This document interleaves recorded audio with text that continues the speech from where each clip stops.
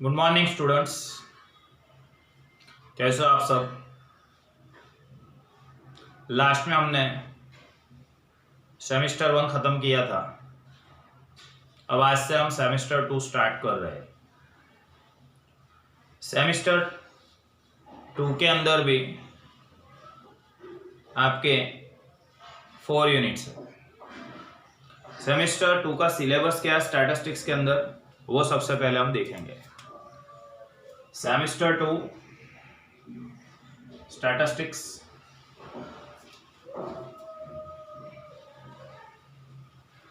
4 units again. Unit 1 उसमें 2 chapters हैं, correlation, second chapter is regression. 12th का part 1 उसका सेकेंड चैप्टर था।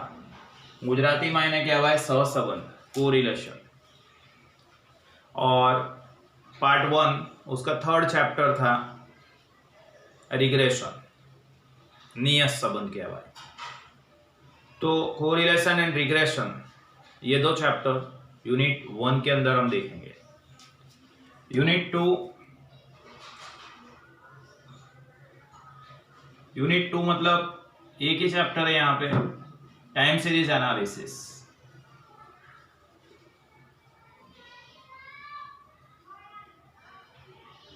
गुजराती में कहवाय सामयिक श्रेणीનું पृथक्करण। तो स्टैटिस्टिक्स के 12th के सिलेबस के अंदर जो हमने 4th चैप्टर पार्ट 1 का देखा था वो चैप्टर है। ये पार्ट 1 का सेकंड चैप्टर, पार्ट 1 का थर्ड चैप्टर और ये पार्ट 1 का fourth chapter. Then unit number 3 की बात हम करें तो उसमें आपको एक ही चैप्टर पढ़ना है, इंडेक्स नंबर। इंडेक्स नंबर मतलब गुजराती में तो मैंने सूचकांक कहता था। Part 1 first chapter. तो यहाँ पे 12th स्टैंडर्ड पार्ट 1 की जो बुक थी वो पूरी की पूरी बुक आ रही है, उसमें थोड़ा ऐड होके आएगा, ठीक है। कोरिलेशन सेकंड चैप्टर था, रिग्रेशन थर्ड चैप्टर था, time series analysis fourth chapter था और यूनिट 3 इंडेक्स नंबर वो हमारा फर्स्ट चैप्टर था। उसके बाद हम लास्ट में पढ़ेंगे यूनिट 4 टेस्टिंग ऑफ हाइपोथेसिस।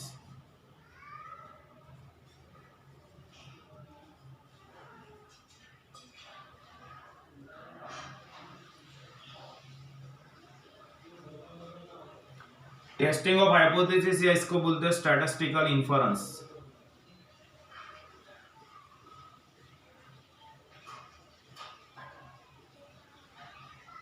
ये नया चैप्टर है जो आप 12th में या 11th में किसी भी स्टैंडर्ड में पढ़ के नहीं आए हो। नया चैप्टर आपको सीखना, जिसमें अलग अलग टेस्ट आएगा। शुद्ध गुजराती में इन्हें कहवाय धारणानी चकासणी। तो एजम्पशन करेक्ट है या इनकरेक्ट है वो हमको देखना है। तो टेस्टिंग ऑफ हाइपोथेसिस एक नया चैप्टर है जो यूनिट 4 के अंदर आपको आने वाला है। अभी इतना ही याद रखो, ये नया चैप्टर है, उसमें क्या है क्या नहीं वो आएगा तब देखते हैं, ठीक है। तो ये हमारा सेम 2 का सिलेबस है, बहुत कम सिलेबस है, सिर्फ 1 2 3 4 एंड 5 चैप्टर्स है। एग्जाम की पैटर्न वही रहेगी, इंटरनल एग्जाम या मिड सेम एग्जाम जो है आपका वो 30 marks and and same exam होगा वो आपका 70 मार्क्स का होगा। तो 70 + 30 टोटल 100 मार्क्स, ठीक है। इंटरनल एग्जाम जो है, मिड सेम एग्जाम जो है 30 मार्क्स का, वो एमसीक्यू बेस होगा, ये तो 100% श्योर है।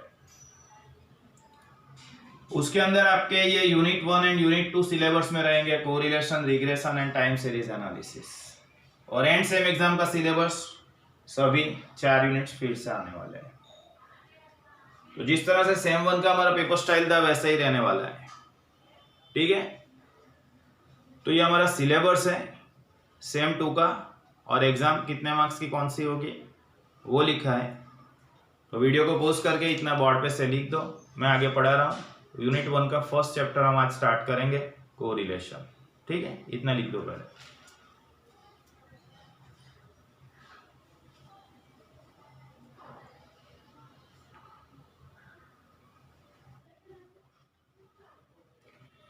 चलो अब आगे देखते हैं सेम 2 उसका यूनिट 1 चैप्टर 1 जिसका नाम है correlation. Same 2 chapter 1 correlation, unit 1 का फर्स्ट चैप्टर। ठीक है, तो अब कोरिलेशन का मीनिंग क्या है? गुजरातीમાં सहसंबंध એટલે શું? तो कोरिलेशन मतलब क्या? रिलेशनशिप बिटवीन 2 और मोर वेरिएबल, 2 या उससे ज्यादा वेरिएबल के बीच का जो रिलेशनशिप है इज नॉन एज कोरिलेशन। उसको हम क्या कहेंगे? कोरिलेशन कहेंगे।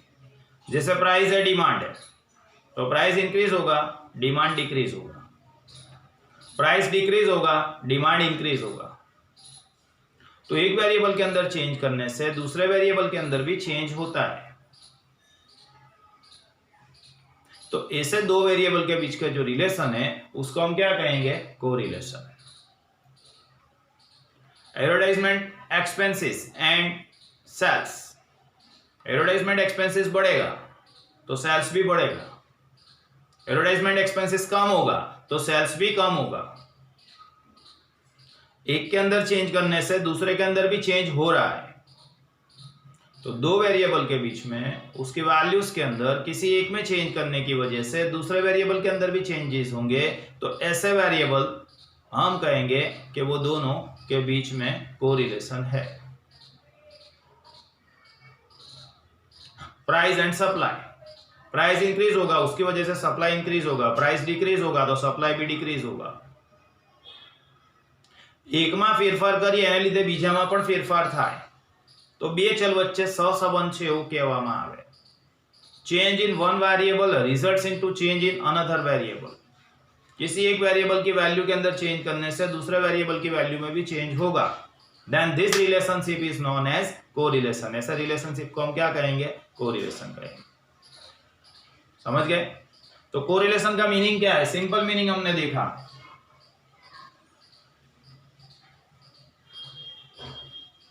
Relationship between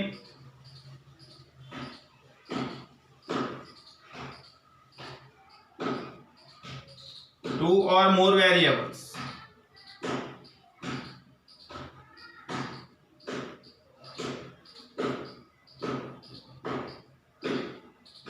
is called correlation। 2 या उससे ज्यादा वेरिएबल के बीच में जो रिलेशनशिप है उस रिलेशनशिप को हम कोरिलेशन कहते हैं। मैंने आपको एक्सप्लेन किया। For example, price and demand.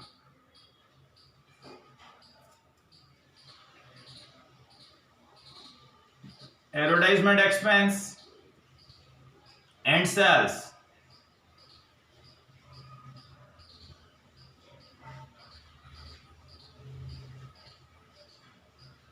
Etcetera. ये सभी के बीच में हमको क्या मिलेगा? कोरिलेशन। ठीक है, तो कोरिलेशन का सिंपल मीनिंग, रिलेशनशिप बिटवीन 2 और मोर वेरिएबल, 2 या उससे ज्यादा वेरिएबल के बीच का जो रिलेशनशिप है उसको हम कहेंगे कोरिलेशन, सहसंबंध। ठीक है, अब कोरिलेशन मेजर करने के लिए 3 मेथड्स है। फर्स्ट इज स्कैटर डायग्राम, विकिरणाकृति निरीत। Second is Karl Pearson's product moment method, Karl Pearson ની ગુણન પ્રઘાતની રીત। And third one is Spearman's rank correlation, Spearman નો ક્રમાંક સહસંબંધ। तो कोरिलेशन मेजर करने की 3 मेथड, उसमें हम मेथड 1 स्टार्ट कर रहे हैं आज। ठीक है, देखना मेथड 1।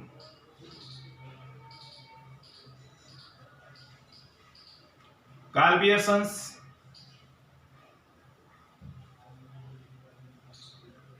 Product moment method. ગુજરાતીમાં કહેતા હતા કાર્લ પિયર્સનની ગુણન પ્રઘાતની રીત.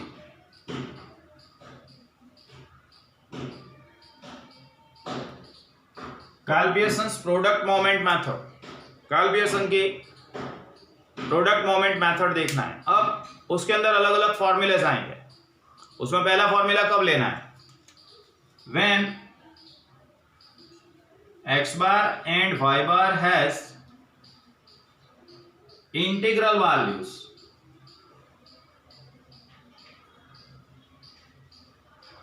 पूर्णांक किम्मतों.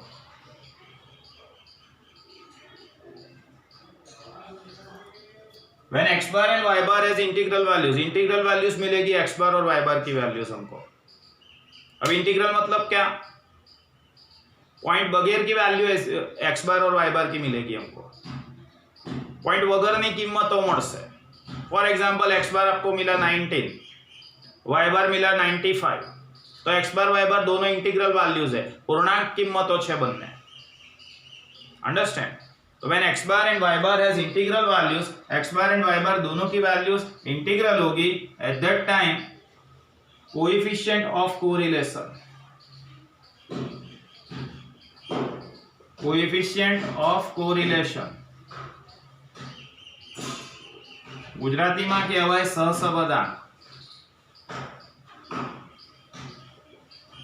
कोएफिशिएंट ऑफ कोरिलेशन उसको हम R लिखते थे 12th स्टैंडर्ड में. फॉर्मूला थोड़ा चेंज हो गया. Sigma capital X into capital Y upon under root sigma capital X square into sigma capital Y square. Formula change हो गया. यहाँ x जो है उसको लिखना है x minus x bar and y जो है उसको लिखना है y minus y bar. x is x minus x bar and y is y minus y bar. x is x minus x bar and y is y minus y bar. तो deviation from mean कहता है इसको, मध्यकમાંથી મેળવેલા વિચલન. Understand? अब ये पहला formula हो गया हमारा Karl Pearson product moment method. उसमें फर्स्ट फॉर्मूला कब लेना है? When x bar and y bar has integral values, x bar और y बार की वैल्यू इंटीग्रल होगी, पॉइंट वगैरनी किंमतो આવશે. At that time coefficient of correlation that is r equal to sigma capital xy upon under root sigma capital x square into sigma capital y square. अब capital x कैसे मिलेगा? तो x minus x बार करने से मिलेगा and capital y कैसे मिलेगा? तो y माइनस वाई बार करने से मिलेगा. तो यहाँ पे आपको r की वैल्यू मिलेगी. r की वैल्यू हमेशा याद रखो -1 less than equal to r less than equal to +1. इसका मतलब ऐसा हुआ कि कोएफिशिएंट ऑफ कोरिलेशन सहसंबंधांकनी किंमत हमेशा रेंजिंग फ्रॉम -1 टू +1. उसकी वैल्यू कहां से कहां तक मिलेगी? आपको -1 से +1 के बीच में मिलेगी. तो कोएफिशिएंट ऑफ कोरिलेशन की वैल्यू r मिल जाने के बाद उसका हमको इंटरप्रिटेशन करना पड़ेगा.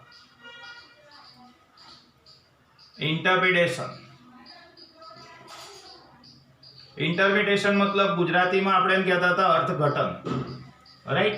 तो अर्थघटन કેવી રીતે કરવાનું છે? यहाँ लिखेंगे हम वैल्यू ऑफ r और उसका इंटरप्रिटेशन सामने.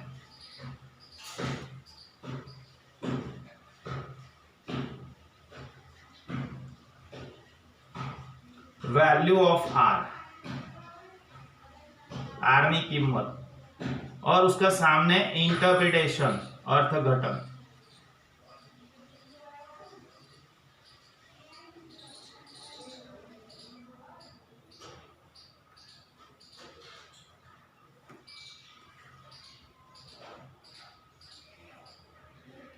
अब r का वैल्यू आपको +1 या -1 मिलेगा. दूसरी बात, r इक्वल टू प्लस और minus 0.92, r equal to plus और माइनस 0.99, 90 से 99 तक मिलेगा. r का वैल्यू 0.90 से 99 तक मिलेगा. उसके बाद r इक्वल टू प्लस और माइनस 0.75 टू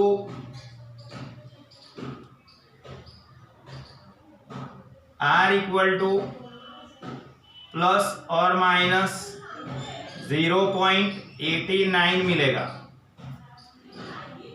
फिर उसके बाद 0.75 से 0.89 तक मिलेगा। आर इक्वल टू प्लस और minus 0.52, R equal to plus और minus 0.74, R equal to plus और minus 0.49, sorry 0.25 to are equal to plus और minus 0.49, then R equal to plus और minus 0.24 or less, then R equal to 0। 1 2 3 4 5 6 7 points of interpretation करवाना 7 point है बेटा। जो R equal to plus और minus 1 mod से, then we will write perfect blank correlation. Perfect blank correlation, तो अगर हमको आर इक्वल टू प्लस 1 मिला तो हम लिखेंगे परफेक्ट पॉजिटिव कोरिलेशन।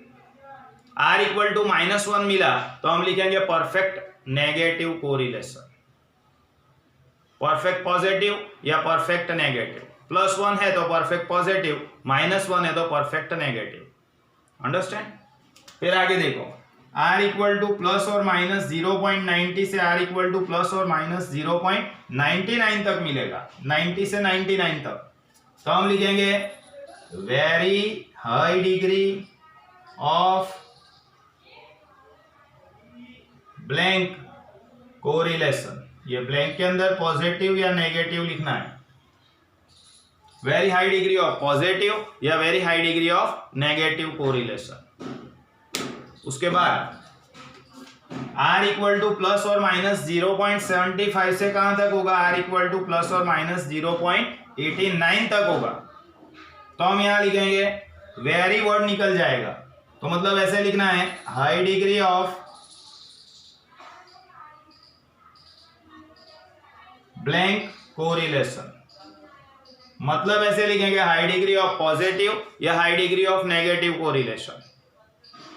फिर उसके बाद 0.50 से 0.74 तक मिलेगा, तो हम लिखेंगे मॉडरेट डिग्री ऑफ पॉजिटिव और negative correlation.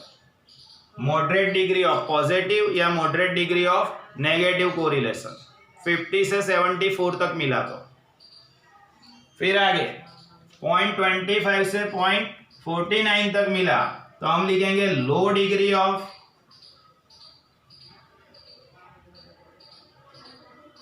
Blank correlation. Low degree of positive या low degree of negative correlation कहां से कहां तक मिला? तो 0.25 से 0.49 तक मिलेगा। तो फिर उसके बाद R इक्वल टू प्लस और माइनस 0.24 और लेस, मतलब 0.24 होगा R का वैल्यू या उससे कम होगा, तो हम लिखेंगे very low degree of blank correlation. या ब्लैंक के अंदर आपको लिखना है very low degree of positive या very low degree of negative. Then last R का वैल्यू 0 मिलेगा, तो हम लिखेंगे absence of linear correlation. Absence of linear correlation उसका मतलब हुआ सुरेख सहसंबंधનો अभाव। तो सबसे पहले क्या करना है, सबसे पहले एग्जांपल के अंदर आपको दिया होगा find coefficient of correlation. Coefficient of correlation find करवानु हશે। कैलकुलेशन वाला एक ही मेथड आपको सिलेबस में है, Karl Pearson's product moment method. Spearman आपके सिलेबस में नहीं है, उसके सम्स आपके सिलेबस में नहीं है, 12th में थे, अभी नहीं है, समझ गए। तो Karl Pearson's product moment method, first point, first formula कब लेना है, तो वो ये लिखा मैंने, when x bar and y bar has integral values. x bar और y बार का वैल्यू इंटीग्रल मिलेगा, पॉइंट बगैर की वैल्यू मिलेगी। तो x इक्वल टू कैसे मिलेगा, x minus x bar and y equal to y minus y bar. Coefficient of correlation का formula r equal to sigma xy upon under root sigma x square into sigma y square into r का value हमको मिल जाएगा। उसके बाद उसका interpretation करना है, तो इंटरप्रिटेशन करने के लिए ये 7 पॉइंट्स, +1 या -1 मिला तो परफेक्ट पॉजिटिव या परफेक्ट नेगेटिव कोरिलेशन, पॉइंट 90 से 99 तक मिला तो वेरी हाई डिग्री, 75 से 89 तक मिला तो हाई डिग्री, 50 से 74 तक मिलेगा तो मॉडरेट डिग्री, 25 से 49 तक मिलेगा तो लो डिग्री, 24 और लेस होगा तो वेरी लो डिग्री, एंड 0 होगा तो एब्सेंस ऑफ लीनियर कोरिलेशन लिखना है। समझ गए? हाँ, हेलो, खबर पड़ी गई? वीडियो पोस्ट करीने आटलू लखी दो, हूँ आगे भणावुं छुं, शीखवाड़ीश दाखलो। ठीक है, मैं आगे पढ़ाऊंगा अभी, और वीडियो को पोस्ट करके इतना लिख दो।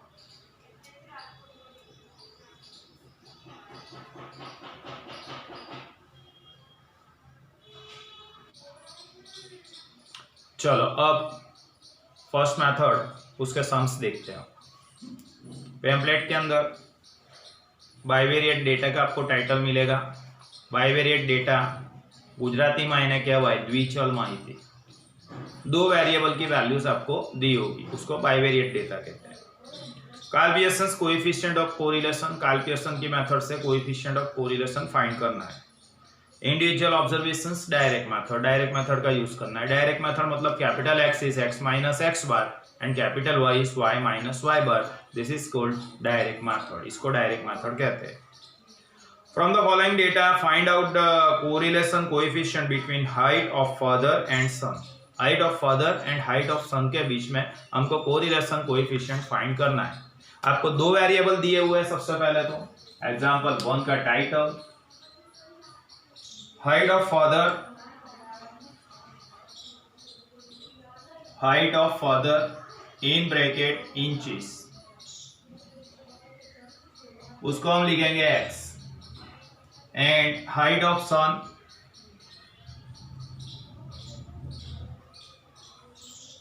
in bracket inches, उसको लिखना है y, small x small y, हाँ, स्मॉल x स्मॉल y लिखना है। Now column of x is and y is, x की कॉलम में हम लिखेंगे 65, 66, 67, again 67, 68, 69, 70 and 72। y का column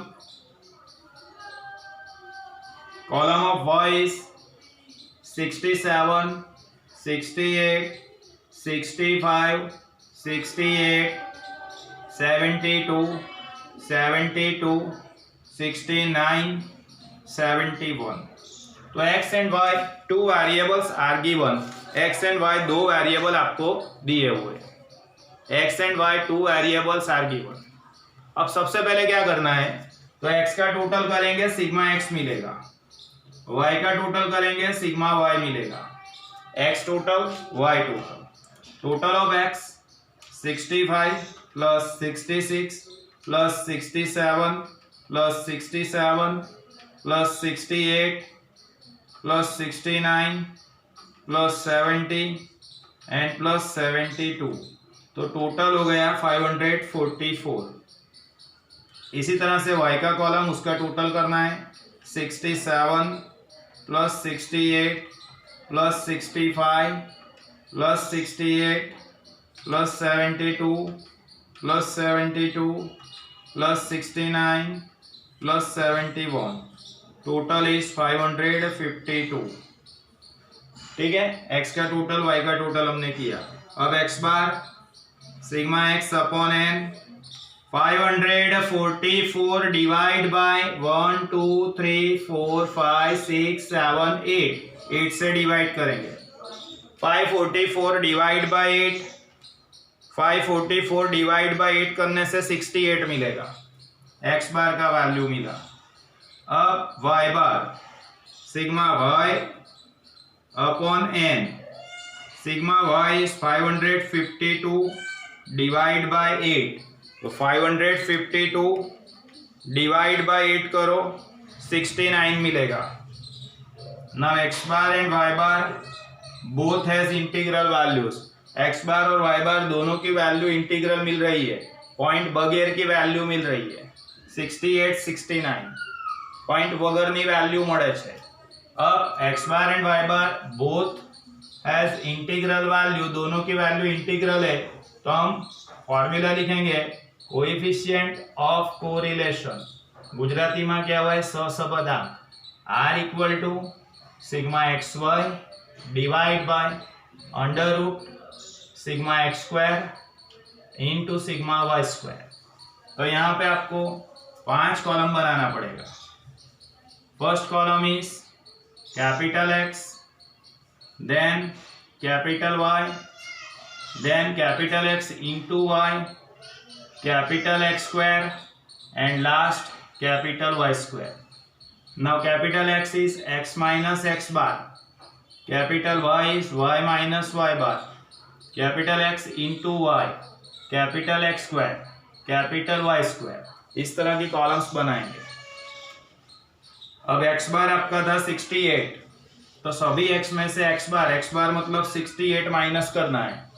65 minus 68 minus 3, 66 minus 68 minus 2, 67 minus 68 minus 1, 67 minus 68 minus 1, 68 minus 68 0, 69 minus 68 1, 70 minus 68 2, 72 minus 68 4, sigma capital X always 0 मिलेगा। 4 और 2 6 और 1 7, 3 और 2 5 और 1 6 और 1 7, तो 7 माइनस 7 प्लस टोटल हमेशा 0। y माइनस वाई बार है आपका 69, सभी y में से 69 माइनस करना है। 67 minus 69 minus 2, 68 minus 69 minus 1, 65 minus 69 minus 4, 68 minus 69 minus 1, 72 minus 69 3, 72 minus 69 3, 69 minus 69 0, 71 minus 69 2. So sigma capital Y is 2 plus 3 5, 5 plus 3 8, 2 plus 1 3, 3 plus 4 7, 7 plus 1 8, minus 8 plus 8 always 0। समझ गए? x इंटू वाई, एक्स और y का multiplication 3 into 2 is 6, 2 into 1 is 2, 1 into 4 is 4, 1 into 1 is 1, minus minus plus minus minus plus minus minus plus minus minus plus, 2 minus हो गया तो plus होगा, 1 minus होगा तो यहाँ पे माइनस लिखना पड़ेगा। 0 into 3 is 0, 1 into 3 is 3, 2 into 0 is 0, 4 into 2 is 8, तो यहाँ पे सिग्मा एक्स वाई आपको मिलेगा 8 प्लस 3 11, 12, 16, 18 एंड 6 करके 24 होगा। 6 और 2 8, 8 और 4 12, 12 और 1 13, 13 3 16, 16 8 24। ठीक है, अब एक्स स्क्वायर, इसका स्क्वायर करना है। 3 का स्क्वायर 9, 4, 2 का स्क्वायर, माइनस का स्क्वायर प्लस हो जाता है, वो तो आपको पता होगा। 1 का स्क्वायर 1, 1 का स्क्वायर 1, 0 1 4 16। अब सिग्मा एक्स स्क्वायर यहाँ पे मिलेगा आपको 16 plus 4 plus 1 plus 1 plus 1 plus 4 plus 9 36 मिलेगा। वाई स्क्वायर, वाई का स्क्वायर 2 का square 4 1 16 1 9 9 0 4, sigma y square is 4 plus 1 plus 16 plus 1 plus 9 plus 9 plus 4 44 होगा।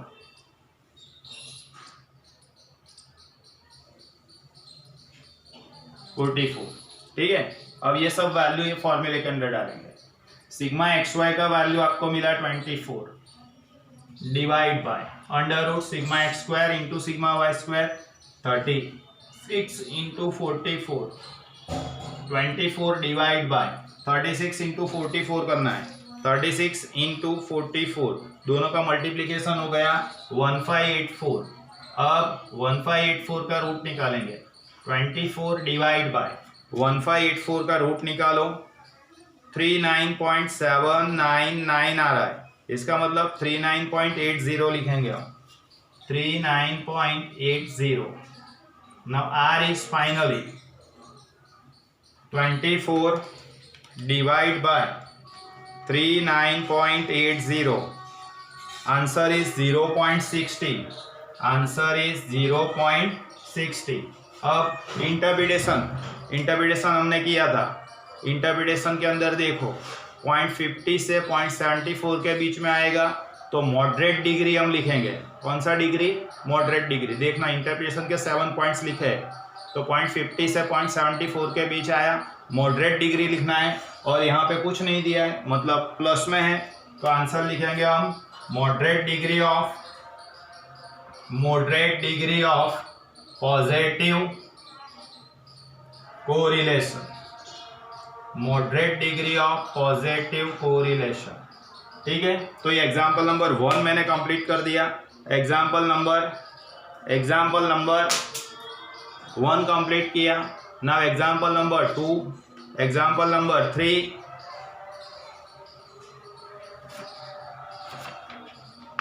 चलो देखो अंदर फर्स्ट एग्जाम्पल हमने कंप्लीट किया।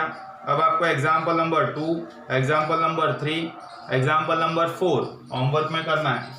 होमवर्क एग्जाम्पल 2, 3 एंड 4 ये फर्स्ट मैंने यहाँ किया है। उसके नीचे एग्जाम्पल 2, 3, 4 3 सम्स होमवर्क में कर देना। नेक्स्ट लेक्चर के अंदर हम एग्जाम्पल 5 से आगे बढ़ेंगे। Bye everyone.